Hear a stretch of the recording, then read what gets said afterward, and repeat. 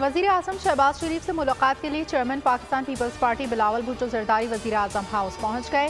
बिलावल भुट्टो जरदारी के हमरा peoples party के रहनुमा राजा परवेज़ अशरफ, शहरी रहमान, खुर्शीद शाबी वज़ीर आज़म हाउस में हैं। नायब वज़ीर आज़म इसहाक़ डार, वज़ीर ख़जाना मोहम्मद औरंगज़ेब, वज़ीर इत्तलात अतातारड़ और मुस्लिम लीग नून के रहनुमा ख्वाजा सादिक भी वज़ीर आज़म हाउस में मौजूद हैं।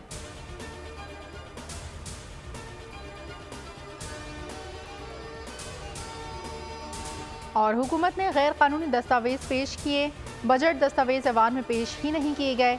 वज़ीर ख़जाना ने एक तकरीर की और बस। अपोजिशन लीडर उमर अयूब ने बजट को डड्डू बजट करार दे दिया। तकरीर में कहा, बजट अवाम के साथ फ्रॉड है, ये मुल्क की बुनियादें हिला देगा, ये बजट गैर कानूनी और अवाम दुश्मन है, इसका वास्ता चकमे वाले लोगों से पड़ गया, पहले लाकर सीट पर बिठाया, अब आरे से सीट को काट रहे हैं।